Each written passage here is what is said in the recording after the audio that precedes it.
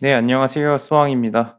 오늘은 피보나치 차트를 활용한 피보나치 되돌림 매매법을 살펴보겠습니다. 피보나치 차트는 가격의 지지와 저항 지점을 분석하는 기술적 매매 도구입니다. 지금 보시는 피보나치 비율을 기준으로 시장이 어느 지점에서 되돌릴 가능성이 높은지 확인하는 방식이죠. 피보나치 되돌림 매매법은 가격이 급등 또는 급락한 후 일정 비율만큼 되돌아간 후 다시 원래 방향으로 움직이는 흐름을 활용하는 전략입니다. 상승 추세에서 급등 후에 조정이 발생한다면 지지선이 될 가능성이 높은 지점을 찾으면 되고요. 하락 추세에서 급락 후에 반등이 나온다면 저항선이 될 가능성이 높은 지점을 찾는 겁니다. 보통 0.236%에서 0.382%를 약한 조정이라 표현하고 0.50%를 중간 조정, 0.618%에서 0.786%를 강한 조정이라고 표현을 합니다.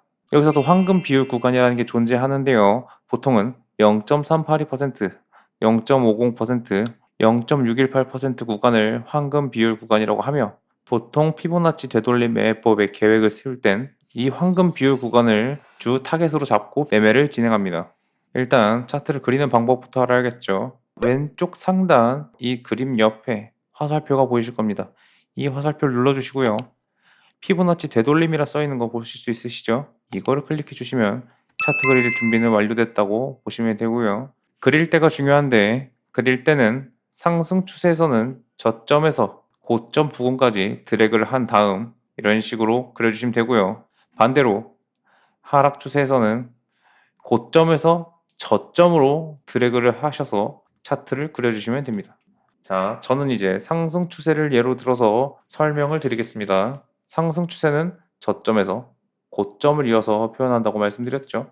여기서 1부터 0까지 숫자가 있고 0.786, 0.618, 0.5, 0.382, 0.236, 이 퍼센트가 이런 식으로 그려져 있는 것을 볼 수 있습니다. 자, 저는 차트를 이런 식으로 그려볼 건데요.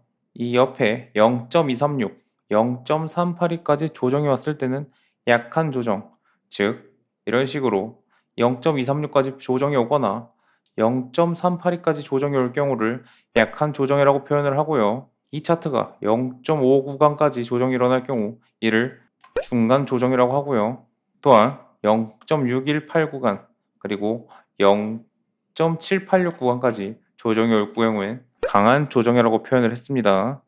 그리고 이 0.382 그리고 0.5 그리고 0.618 구간을 황금 비율 구간이라고 설명을 드렸죠. 이걸 숙지하시면서 매매 전략에 대해서 알아보겠습니다.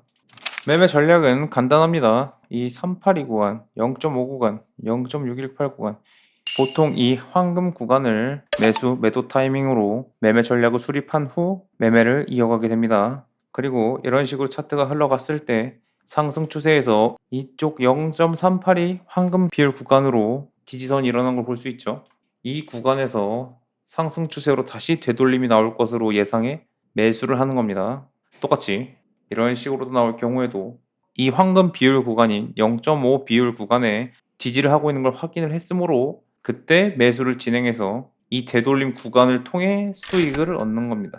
618 구간도 마찬가지겠죠. 이런 식으로 차트가 오를 때 618 구간에서 지지가 일어난 걸 확인했을 때 상승 추세로 되돌림 구간이 나올 수 있겠구나 해서 이쯤에서 매도를 하셔서 이 되돌림 구간이 나오게 된다면 이 되돌림 구간으로 수익을 먹는 겁니다. 이런 하락 차트도 마찬가지겠죠.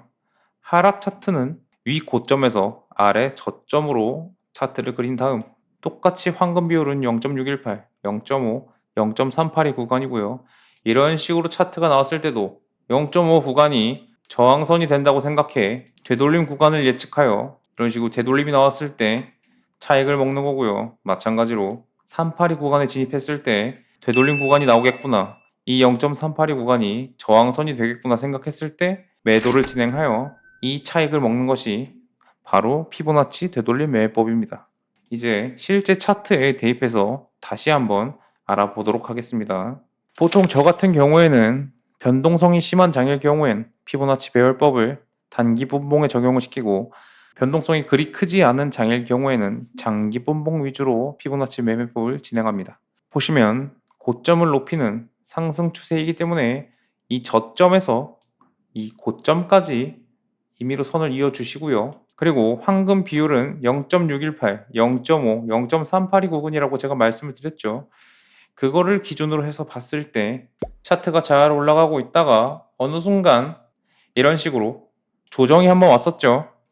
이 조정이 온 구간에서 지지선이 된 구간을 확인했을 때 정확히 0.382 구간인 것을 볼 수 있습니다. 상승하다가 잠깐의 조정이 온 이 순간 이 조정의 지지선이 이 셋 중에 하나가 될 경우엔 높은 확률로 되돌림이 올 수 있는 경우가 많기 때문에 이 구간쯤에서 예측을 하고 매수를 진행하는 겁니다. 만약에 이쪽 측면에서 매수를 진행했을 경우 이렇게 다시 전 고점을 갱신하고 쭉 올라가고 있는 걸 볼 수 있죠.